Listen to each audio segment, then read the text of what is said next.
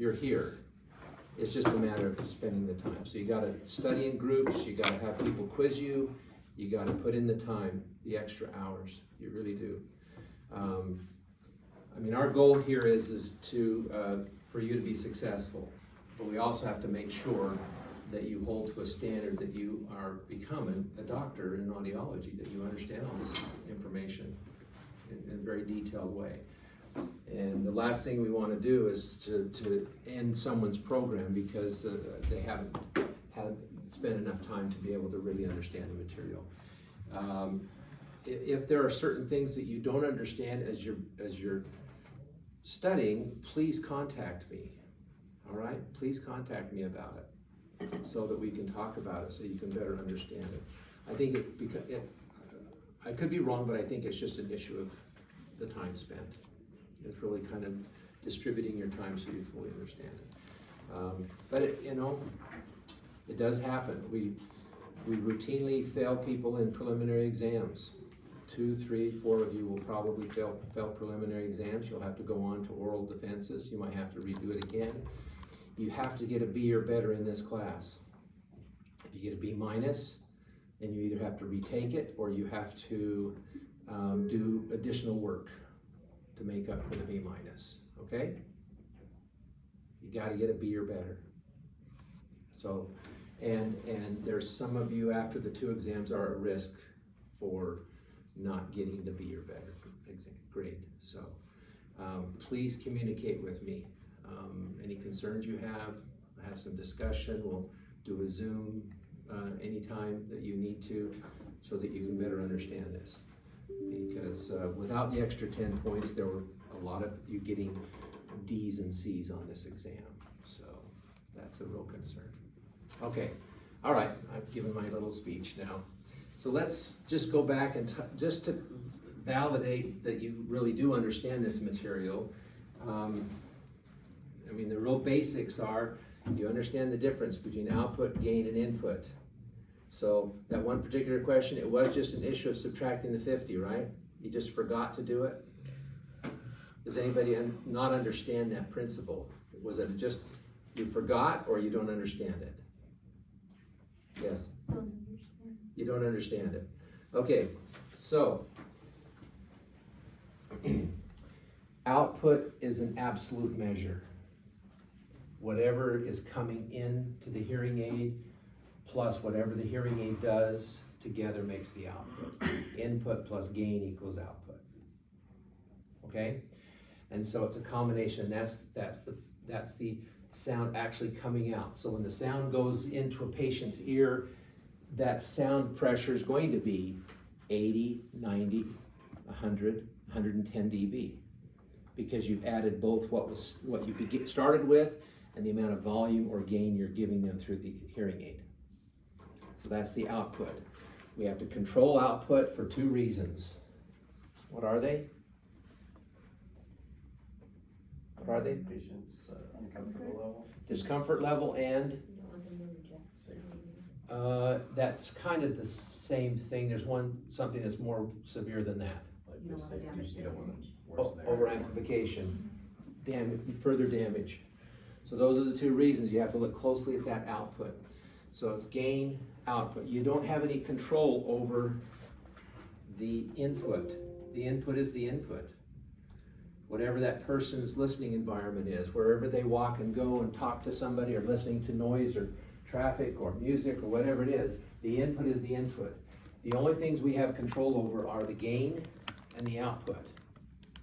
So we have to set that output ceiling at a point that it doesn't over-amplify and it doesn't cause discomfort. And the way we do that is we take an LDL measurement that we'll discuss next semester. When you take this LDL measurement, you find out what their discomfort level is, and then you just make sure that the SPL, the output or the ceiling, is set just below it so that they never reach their discomfort level. It may be loud but okay to them, loud and annoying, but it should never be uncomfortable. So output is critical. So we need to make sure we identify that. And in doing so, those output numbers, input plus gain, generally speaking, we're talking now, you know, for a mild to moderate hearing loss, we may be only talking about 25 dB of gain, right? And so if you have a soft speech sound at 30 dB, the output's only gonna be 55, so it's a fairly low number. But if you have someone with a moderately severe hearing loss, now we're talking about 35 to 40 dB of gain, and the input, generally conversational speech, is about 40 to 50. So generally, the output, we're talking around 80 to 90. Now the problem with 80 to 90 is you're not that far away from the discomfort level. So what do we have to do? We gotta compress it, we gotta squeeze it, so that we don't get closer to that discomfort level. So, so we're looking at that relationship between input, gain, and output all the time to see exactly what we're trying, and look at what we're trying to accomplish. Trying to make sure it's not uncomfortable, no over amplification. At the same time, why are they wearing the hearing aids in the first place? They need amplification. They need volume. They can't hear. So you got to give them gain. Gain. So once you've made sure output's good, then you focus on gain and what that gain needs to be. So we have to look at gain across the frequency range. And so naturally, the specifications that we look at are output, gain, frequency response. Pretty basic. And then the fourth category is distortion. We want to make sure it's a nice, clean sound that we're reproducing. Okay, so first three measures again are output measures. We got the curve, we've got the peak, and we have the HF average OSPL 90. We use 90 dB because we know with that high of an input, we're definitely going to max out the output. So sometimes what will happen is with a mild to moderate gain hearing aid, your OSPL 90 could be 110. But yet, so 90 is the input, 110 is the output. What's the gain? You think it's 20, but you don't know. You don't know yet. See, you just use 90 to make sure that you've maxed out the output. You're not going to get a true gain measure with a high input level. So what do we have to do? We have to drop the input level down to 50. Normal conversation, average sounds. Now we're looking at 50 because we know with 50, it's highly unlikely we're going to max out the output, are we?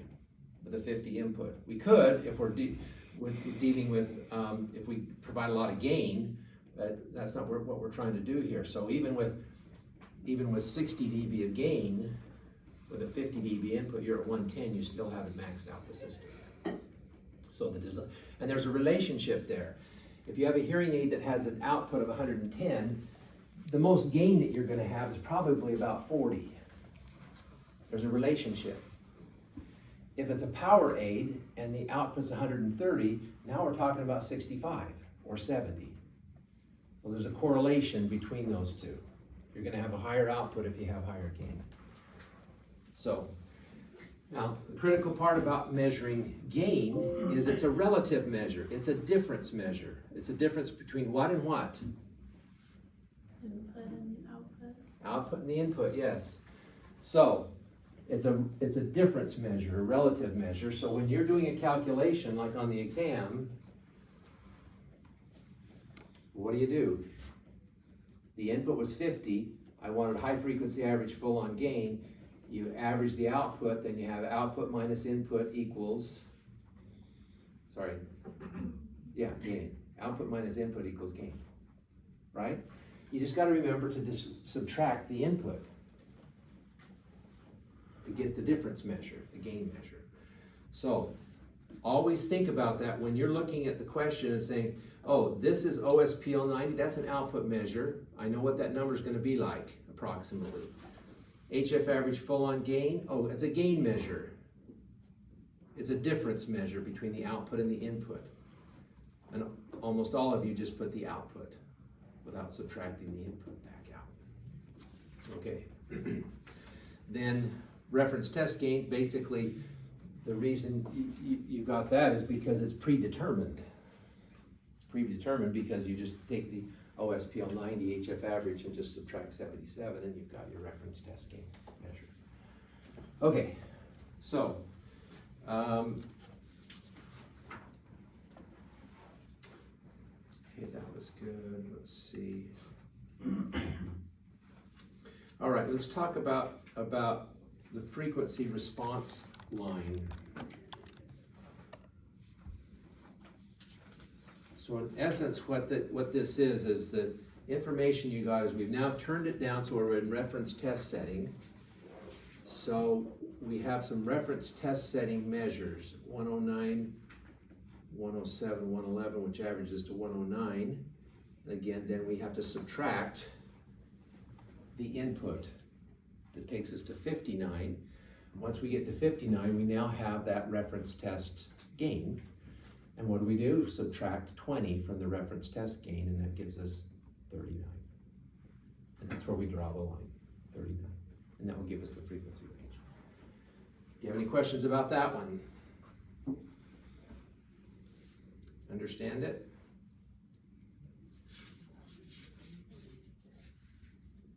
Okay.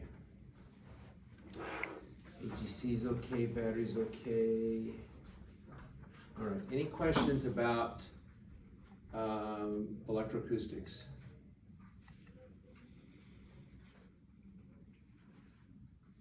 No? All right.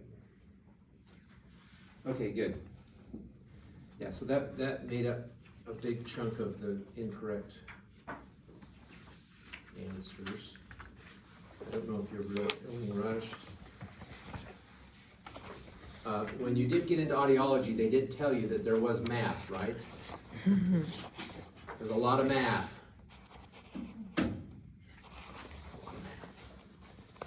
But this is basic math. It's just add, subtract, and average, really, is all you're doing. Okay, now let's talk about compression. Would you be able to go over a little bit the ratios again, Yes. please? Yeah, all right. Let's talk, let's go to,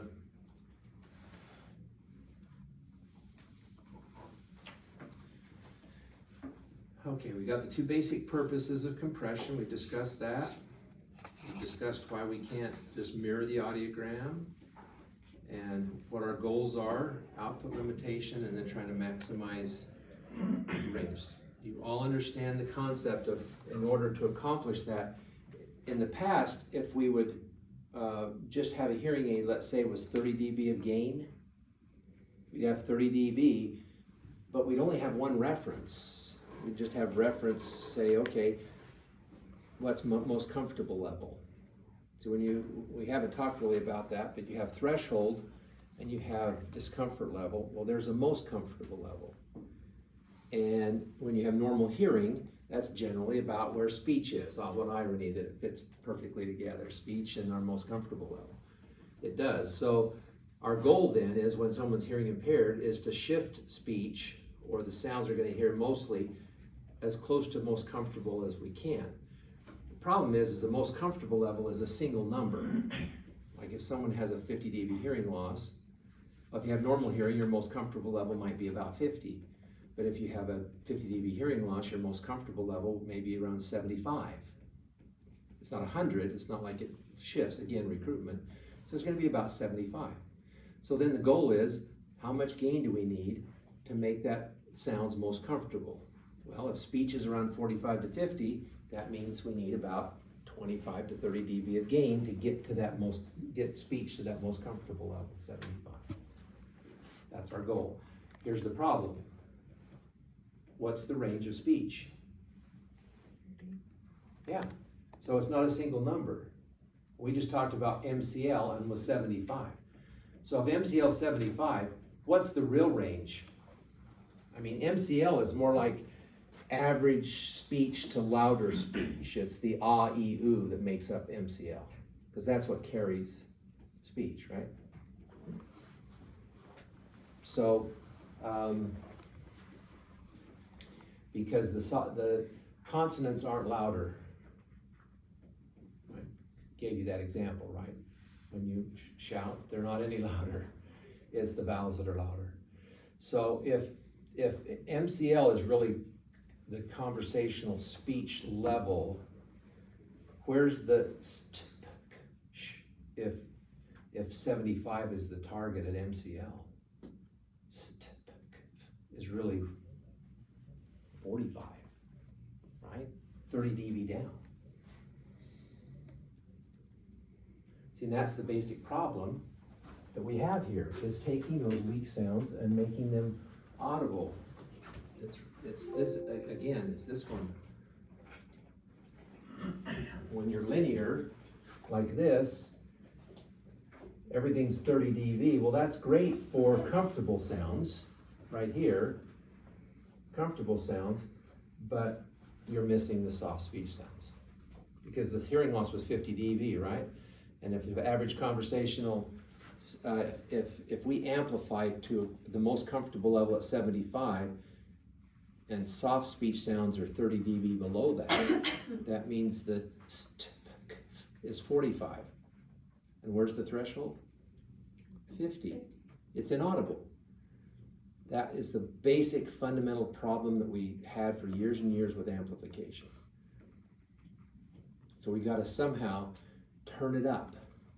So what do? Instead of giving them 25 dB of gain, we give 40 dB of gain.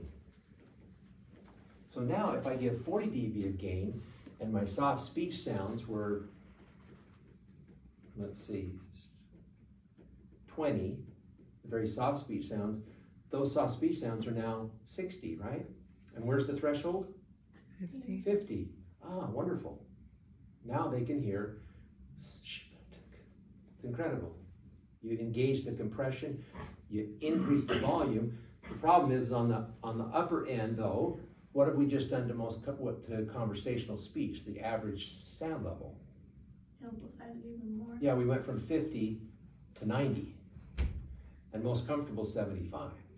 So we go, oh wait, put on the brakes. We want the soft to be louder, so we're going to give it 40. But as the vowel sounds come into play, we don't want to give them even 40, maybe not even 30. Give them 25. And so when the vowel sound comes in, it's 25 or 30 dB of gain. When a soft voiceless consonant, it's 40 dB of gain. Now, as I'm talking to you right now, let's just look at it simply.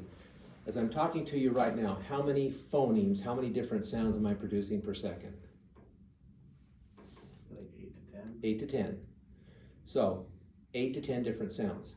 And within those sounds, you've got some that are going to be at the conversational level of 50, and some of them are going to be at the level of 20.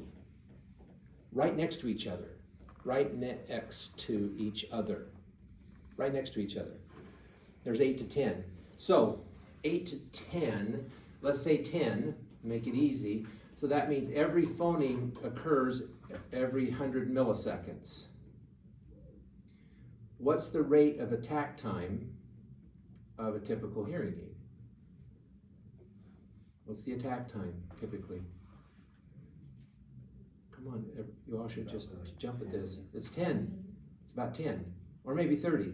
It's low. So that means that if it's 10, that means that the compression has been engaged at 1/10 the speed, 10 times faster than the phoneme changed from a to a x next. Do you follow that? That took 100 milliseconds to go from one phoneme to the next, but my compression changed 10 times faster. Now, I want to keep it in compression though. So if every one of my phonemes is 100 milliseconds apart, and I don't want it to go out and come back and go out and come back, I want my release time to be at least 100 milliseconds, probably more like 200 to 300 milliseconds. That way, now I've got basically 3 phonemes that I'm producing, and my compression stays in compression and it doesn't go out because the release time's slower. And by the time I get to the next phoneme, it's right back engaged. And it continues one right after the other, so it never goes out. As long as the release time is 300, 400, 500 milliseconds, then we're just fine. But if a loud sound comes along, we want to make sure that that loud sound is compressed at 10 milliseconds, but it was only that long, so then it's gone again. So we want the compression to stop, because what happens is, and then when we come back like this again, you suddenly hear me again. And that was the basic problem of a slow attack time with impulse sounds, impact sounds, is it compressed the speech and it didn't work. People said, wait, I missed that part. What did you just say? I just heard the dish clang, which caused my hearing aids to compress, which caused me to miss those dozen phonemes that you just said. That's not what the patient says. They just go, what? So that's why we have those attack and release times.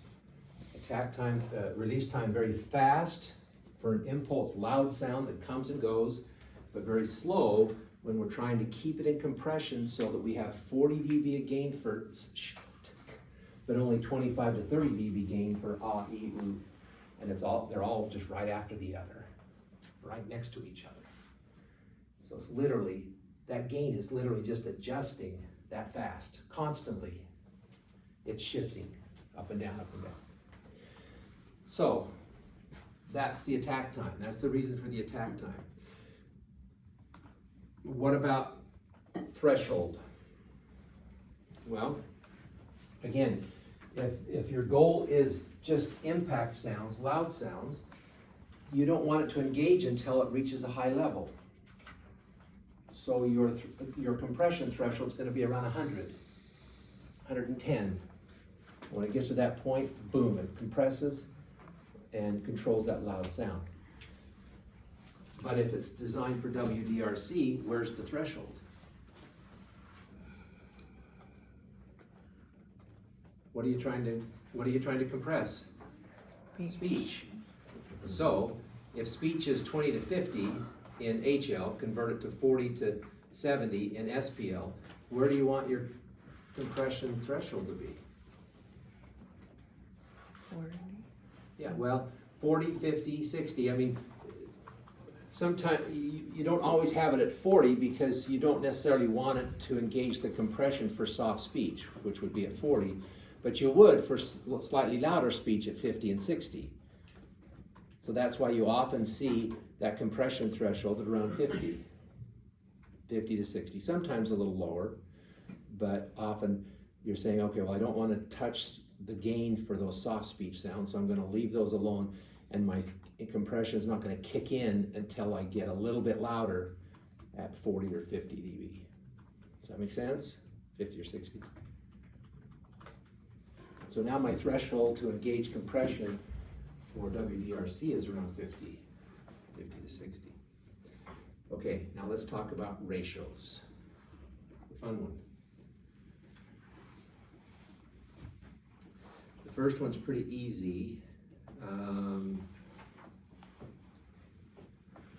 see here.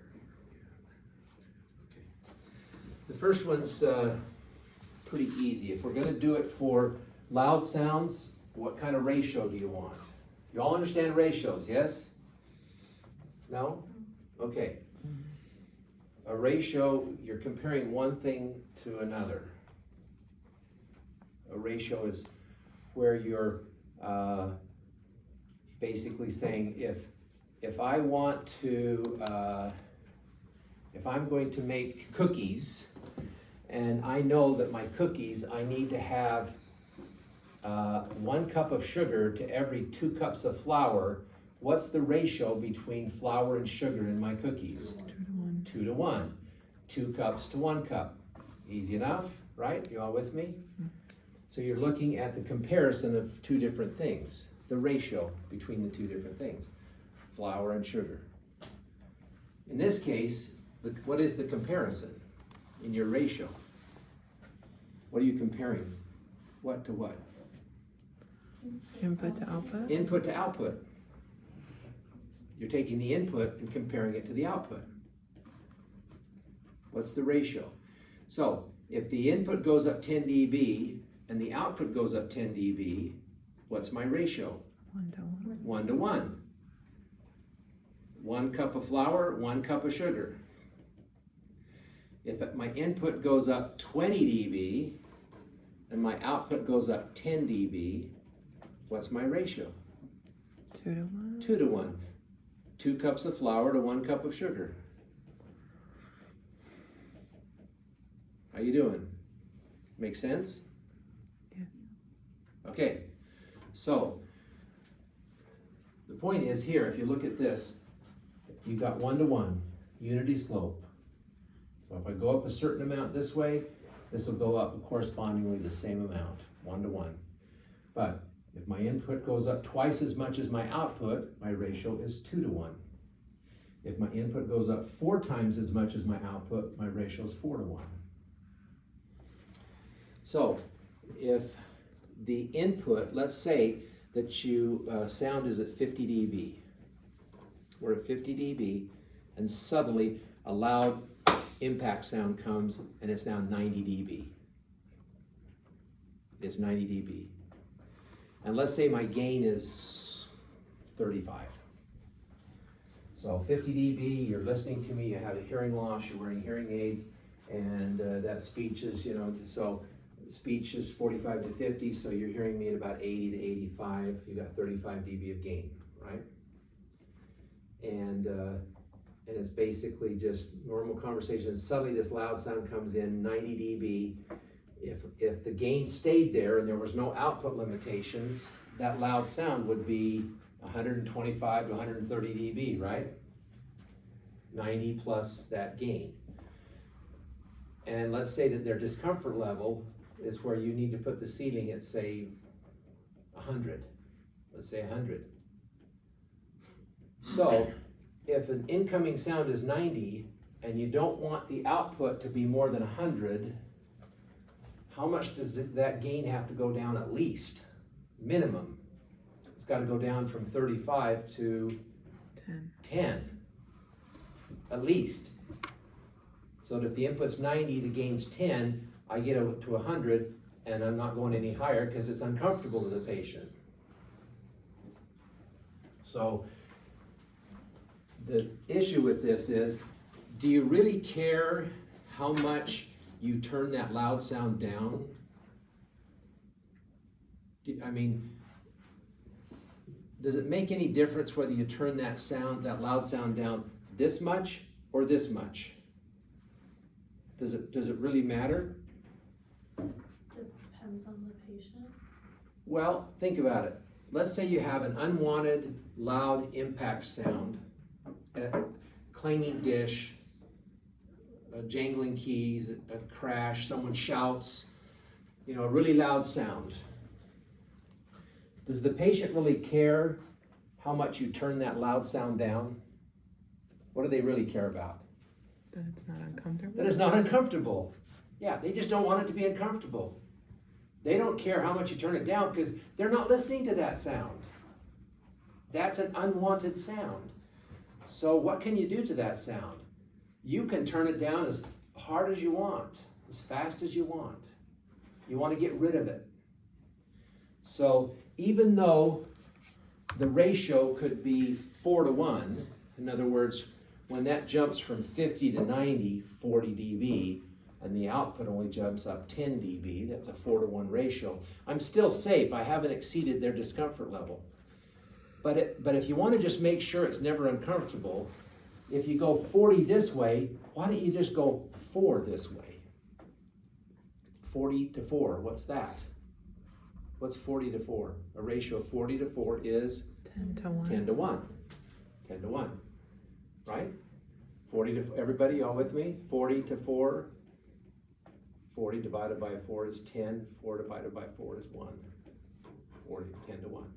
So in essence, what we've done is we've just compressed the sound 10 to 1.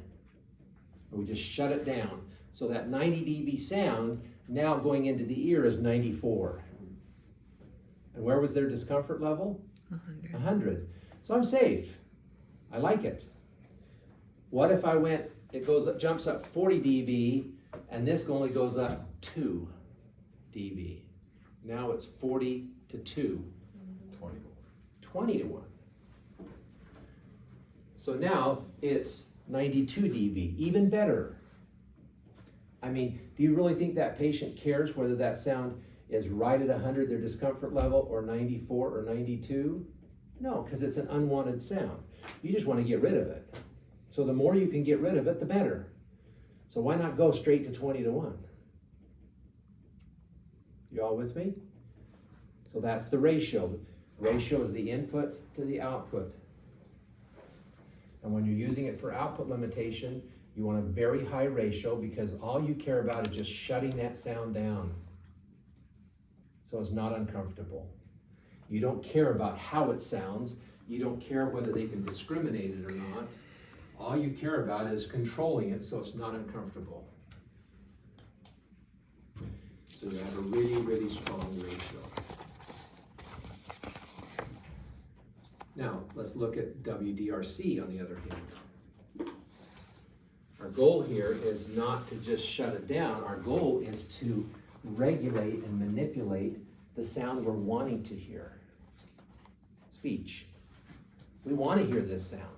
So now it becomes much more important to have a good ratio to be able to take advantage of their residual hearing and still be able to hear all the speech sounds. So for example, let's say a person has some severe recruitment, and let's say that their dynamic range of sound from threshold to discomfort is, let's say it's 30 dB. So I'm just taken, it's a 30 dB range. I've got 40 dB of sound coming in.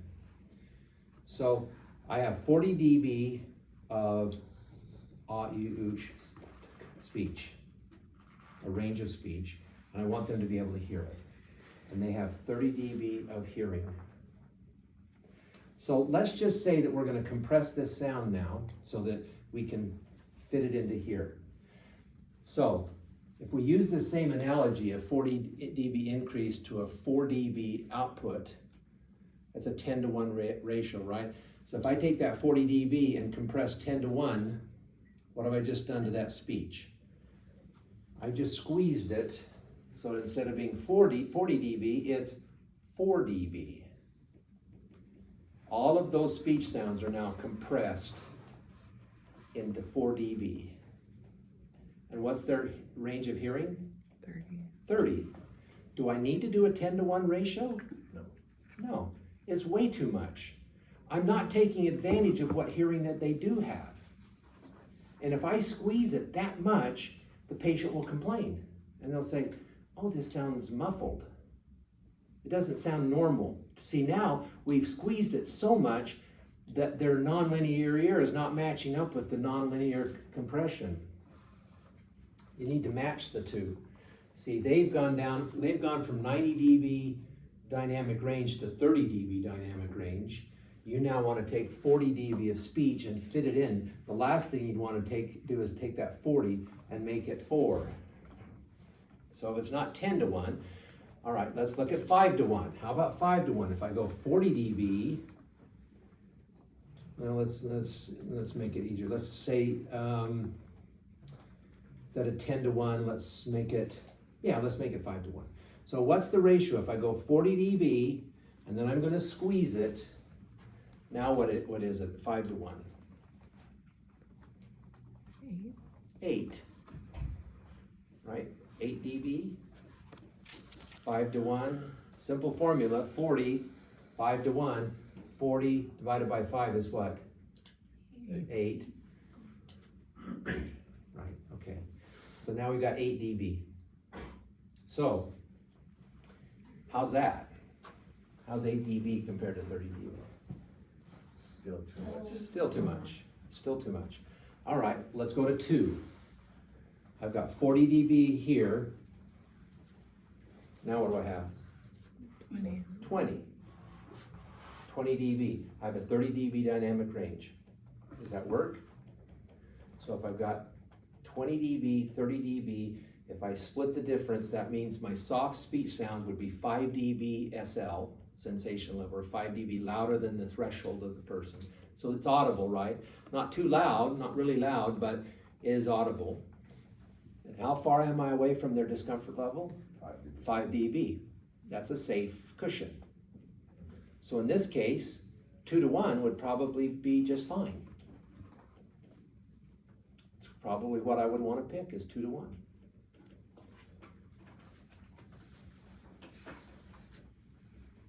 Okay, let's do another example. Let's say that the person has a 50 dB dynamic range. So let's say they've got a 40 dB hearing loss, and their discomfort level is 90. So now I take 40 dB of speech and I put it into their dynamic range of hearing. Does it fit? What's the input again? I've got 40 dB of speech, and I'm trying to fit it into their hearing, which is 40 is their threshold and 90 is their discomfort, 50 dB. I'm gonna take 40, I'm gonna fit it into 50. Would it fit? Yes. Yeah. And I'm 5 dB away from discomfort, 5 dB away from their threshold. That's a 1 to 1. Yeah, so it's 1 to 1, isn't it? Now, in this particular case, so this is a kind of an interesting thing about loudness growth. If I have severe recruitment, let's say a person has normal hearing is 90 dB, and now that person has 30 dB, how much faster is sound growing in terms of loudness for this person than a normal hearing person? 90 versus 30. Just use a ratio again. 3 times. So that means for every 10 dB of increase, to them it's like 30. For every 2 dB increase, to them it's like 6. Do you follow that? So it's growing very fast. So that means that if I'm 5 dB above threshold for it's probably just fine because it's pretty loud to them, even though it's only 5 dB above their threshold. However, what about the person that now has a 40 dB hearing loss, and I took 40 dB and I put it in there and it fit? What is their abnormally rapid growth in loudness? They went from 90 to 50. Well, it's not as much, is it? It's not 3 to 1. It's not even 2 to 1. It's less than 2 to 1, isn't it? So that means for every 2 dB, it might increase 2.5 to 3 dB. Because still, they went from 90 to 50, so they've got recruitment, and so abnormally rapid growth in loudness, instead of 2 dB going to 6 dB in terms of the loudness perception, 2 dB would go to maybe 3, 3.5. But it's not 2 to 2. So here's my reason for explaining this is, for that particular person, the difference between their threshold at 40 and the at 45 may not be enough for them to be able to clearly hear those soft speech sounds, because their recruitment's not as severe and the growth in loudness is not as great as the more severe loss. So, because of that, I may need to make that soft speech sound a little bit louder or a little bit further above their threshold. So instead of having 5 dB on this low end, I may want 10. So that now my is 10 dB louder than their threshold. Then I know they're going to hear it. It's going to be good. It's going to be good. So that means if it's 10 dB, now that 40 dB, I really need to squeeze it to 35, don't I? What's that ratio? I don't know. I couldn't do that in my head. 40 to 35 is what to what? It's about 1 point, somebody. What is it? Anybody? What's 35 divided by 40? Somebody got a calculator. 0.875. No, it's the other way around. 40 divided by 35. 1.14. So now we're looking at a compression of, say, around 1.2. Yeah, 1.1 or 1.2, that's where I'd wanna put it. So I probably wouldn't wanna leave it linear because they do have recruitment. So the person with the really more severe loss, I'd want at least a 2-to-1 ratio. For the person with a milder loss that still has a pretty good dynamic range of hearing, I may only want to go to 1.2 or 1.3 or 1.4. Now, the nice thing about this is you don't need to do that calculation. I just want you to understand the principle. The computer's going to figure it out for you. But you also at the same time need to understand that if you're looking at someone with a mild hearing loss and the number on your screen says 3.5-to-1 ratio, what is that telling you? You're off base. I've got a person with a 50 dB dynamic range and I'm going to compress at 3.5-to-1? No, I'm not going to do that. Because what am I doing? I'm putting them at a disadvantage. I'm taking all the dynamics of speech and I'm squeezing it so much that I'm not taking full advantage of their, although limited, their full dynamic range of hearing. So compression's a great thing, but we can't overdo it. The only time we overdo it is when? Give it really small.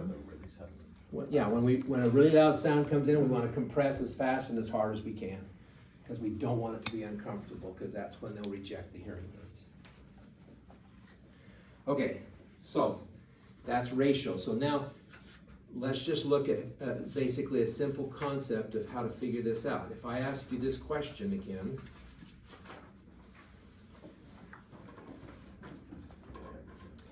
if an impaired ear has a dynamic range of 40 dB and the dynamic range of speech is 40 dB, approximately how much compression needs to occur for all of speech to be comfortably audible and not uncomfortably loud? 1-to-1? No, because then your loud speech is right at your uncomfortable level and your soft speech is right at your threshold. That's wrong. What would 2-to-1 be? You've squeezed the 40 dB of speech to 20, right? You're all with me? 40 to 20, 2-to-1. What would 4-to-1 be? I would compress the speech from 40 dB range to 10. 10, 4-to-1, right? And I just said that this person has a 40 dB dynamic range and you're going to take speech and squeeze it to 10. No, way too much. How about 3-to-1? 40 dB divided, 40 dB, what is 3-to-1 ratio? 13 and 0.3? Yeah, 13.3. Right, did you all get that? Yeah. Without your calculator? No, I had to use my calculator. Keep practicing without. 13.3, that's still too much. Right? Even 2-to-1 is too much, really. But I didn't give you a 1.5-to-1 choice, did I? So I had to be 2-to-1's the logical answer. What would 10-to-1 be? 4. Yeah, 4 dB. And they've got a 40 dB range. I've just disadvantaged them. I've used this great compression technology and I just made it worse by compressing it too much. Okay, now let's look at this next one, 30. If the gain of a hearing aid is 45 with an input of 40 and 15 dB with an 80 dB input, what is the compression ratio? Okay, so let's just look at this. My input is 40, yes? And what's my output?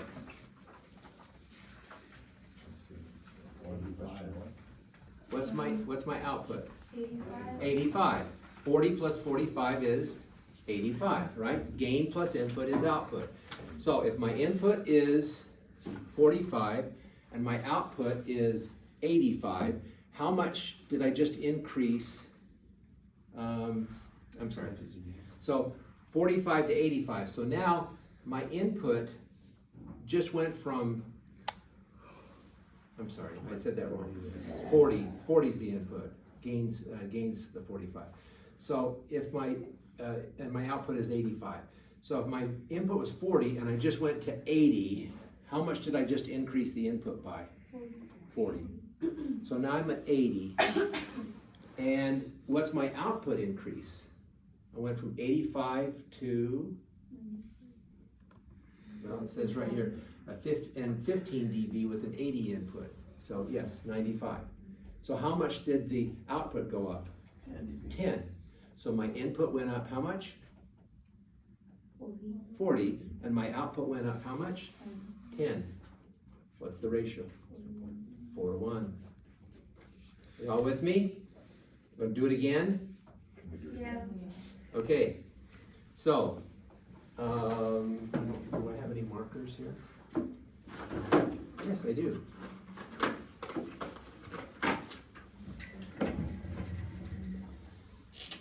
So, if I've got an input of 40, right?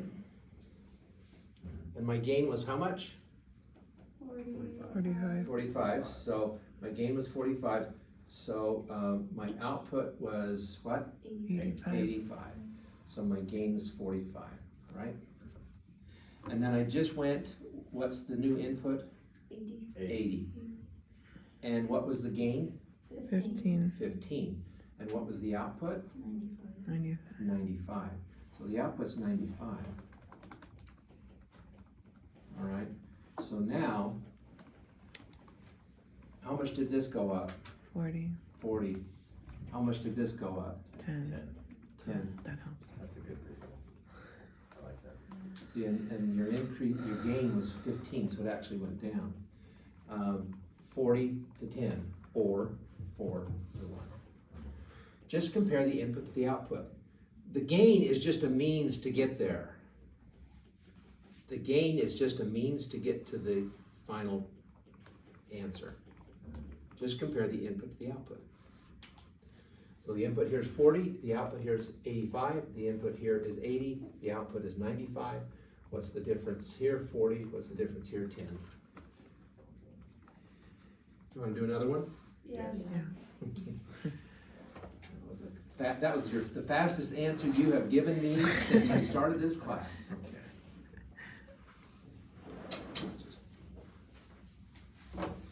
Okay, so let's say, let's do it in a different way now. Let's say that the hearing aid amplifies 30 dB. And so I have 30 dB in amplification to start with, okay? So let's say that at 60 dB input, I've got 60. My output is what? 90. 90. Okay.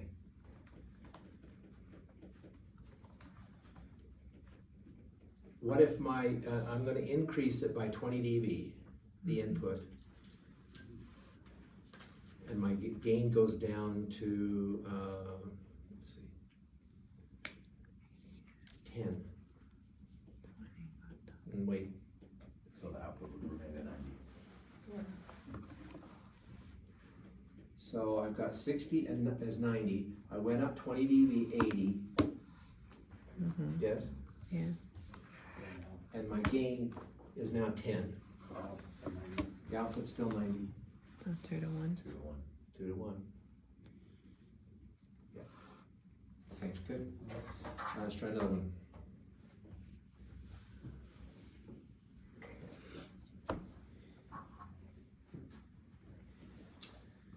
Let's go the other way. Wait, why was it 2 to 1? Because you increased the input by 20 and you're still going up by 10.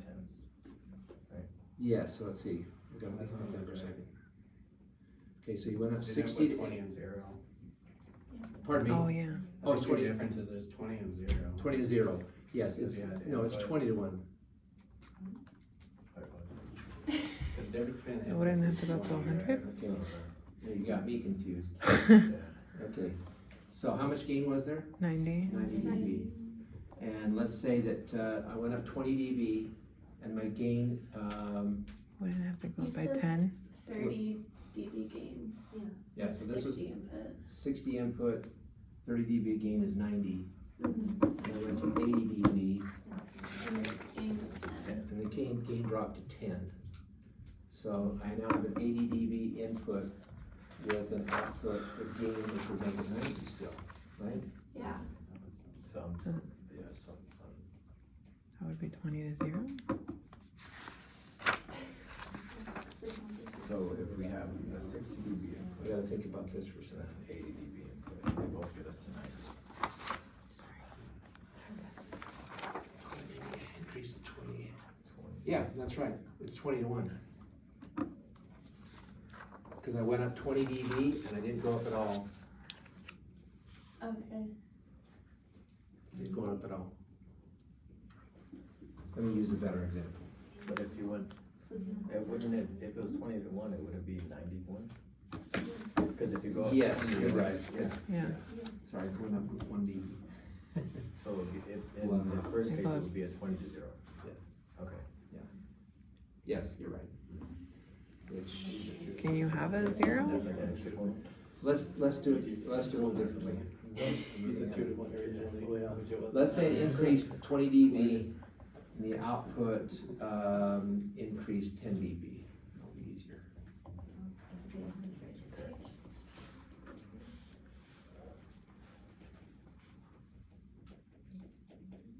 That one's pretty easy.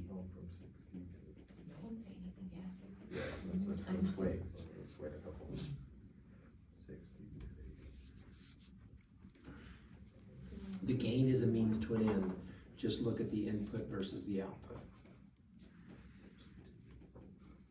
Am I tripping? This time. So what is it? 2 to 1. 2 to 1. 2 to 1. Okay. Because you went up 20 here, you went up 10 here, you have a 2 to 1 ratio. Okay.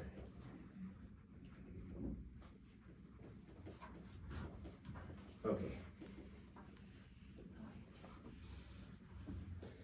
All right, so look at input versus output. Input versus output. And the way you get to the output is you have to add the gain. You gotta look at what the gain is, and that will tell you what your output is. Okay. Other questions? And when we're using it for output limitation, fast attack time, fast release time. Yes. So, purpose output limitation, you have a high threshold, you have fast time constants, and you have a high compression ratio, and you have a short range. It's not a very long range because it's not engaging until you get up to a certain loudness level, and then it engages very fast. You definitely wouldn't want to have a long range because it means that your threshold would then be at a much lower level. And you're only dealing with output limitation. If it's WDRC, then you want a low threshold. You want a longer release time, still a fast attack time, but a longer release time, so it stays in compression. You want a long range.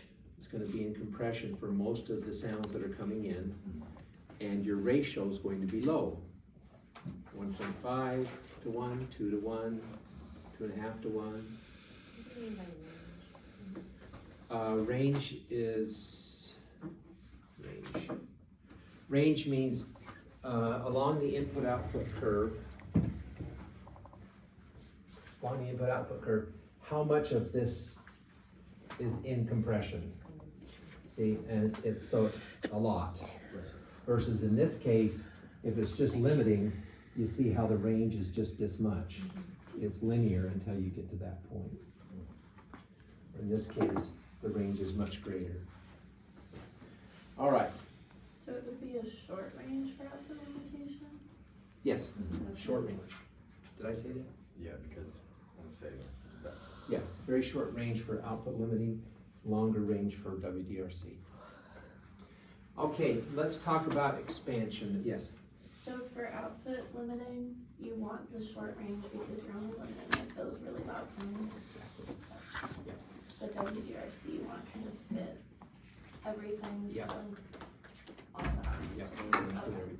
So on the WDRC, does it attack time, you want it fast, but does it go from like 10, does it get a little less fast, like around 20, or is it always, like attack time's gonna stay? Every manufacturer's a little different. And so when you look at spec sheets, you'll see an attack time. It's usually never faster than 10, because then it creates an artifact.